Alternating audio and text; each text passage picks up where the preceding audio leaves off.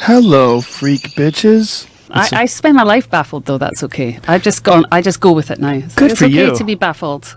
Good for you. That is a good way to approach it. Yeah, well, it's made me happier, I'll tell you that. It's definitely happier than trying to control everything. Yeah. A lot of people that go down that rabbit hole, that's not a good rabbit hole to go down. No, but I think controlling things it's fear-driven, right? Sure. Yeah, definitely. A lot of it. I think I'm too old to be fearful, I think. Really? A wee bit, yeah. Yeah? But you're like see, there's a certain thing that happens to people in show business when they get to a certain age. Either they feel like it's slipping away, or they feel comfortable. You seem like a comfortable person. Yeah, I'm a comfortable person. Well, kind of. Kind of? Yeah. What's uncomfortable? I'm uncomfortable about a lot of things. Let's get into it. You got there already, Joe. Yeah, that's Sorry. impressive. You're fast. I lower your guard by giving you something really beneath me first. And I see. And then you slip come it in and just... Yeah, you don't even know it's quick coming. blow to the left side of the head. No, I'm uncomfortable about a lot of things, but I hear what you're saying. And yeah, I feel like maybe if you feel like you've failed and then you've stepped back up, then you either crumble and you can't build your life back up, or you find a place to stand and you build your career again on your own terms, and then it is comfortable. Is that what you're saying? Like that's what I'm saying. Where you're at? That's what I'm saying. But you never failed. I felt I did. Really? How? Yeah. Well, we in the 90s were so much a sort of pop cultural zeitgeist, I guess. Right. And that can't last forever. But when it stops, I should speak for myself. When it stopped, it was dizzying for me. I didn't really know what to do with myself. I didn't really understand my identity. You know what I mean? I didn't know who I was. Because it was such a ride? Because it was such a crazy ride, and I identified with myself as a successful person, and my idea of success was really warped, Oh, so your idea of success was commercial success. Correct. Yeah. Did you take any comfort in the artistic success? I did eventually, but at the time I felt like we were being creatively adventurous and we were getting punished for it, and it made me really angry.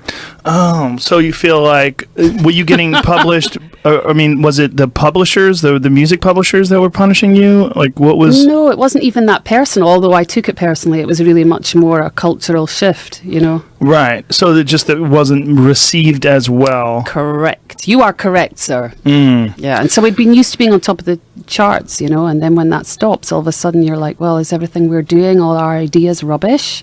Ooh, and then, but deep down they're not, but you're being rejected anyway, and so you have to find a way through that, and that's complicated, I think, or it was complicated for a simple girl like me. Yeah, well, I would imagine any time you were as big as Garbage was in the 90s, you guys were gigantic. It was hard to go into a clothing store without hearing your music blaring. Yeah. It was mad. It really was mad, yeah. I'm a huge fan. I love you guys. Oh, thank you. So it's kind of weird sitting across from you, but it's we'll quite get past nice though, that. isn't it? It is. It is nice. I'm enjoying myself. You seem to be. Yeah. But, I would imagine that, as big as you guys were, you either stay that big and then you become a crazy person. You're probably better off, doing what you did. Like taking our artistic chances, settling in, and then doing what you're doing now, being more comfortable. Yeah, I guess so. We were lucky we had a manager, a very wise manager at Q Prime Management at the time, who said, what do you want? Do you want a long career at a lower level, or do you want a short career at a ridiculously high level? And we were like, we want the long career. And, that's exactly what we got in the end. But there was this mad blip that happened for alternative music, which had never gotten really that much pop cultural success, I guess. We enjoyed this weird rush of alternative music that for a blip ruled the charts. If you weren't an alt band, you were a nothing band. Yeah, you guys caught that wave, that post-Nirvana wave. Yeah. That's really what it was, right? Mm-hmm. Yeah. Yeah, I would love to talk to Chris Cornell. Remember when Chris Cornell did those pop music songs? He went from Soundgarden, this deep, crazy, dark band, to... Yeah, that's true. Weird poppy music. Yeah, sort of softer, and I'm sure he was just trying to figure out a way to survive like we all do, know? And it's complicated for anybody with a career, yourself included. You know, you have to like adapt and figure out, well, okay, where do I step to now? Yeah. It's weird. Well, I think ultimately what you got to figure out is, what do you like? Yeah.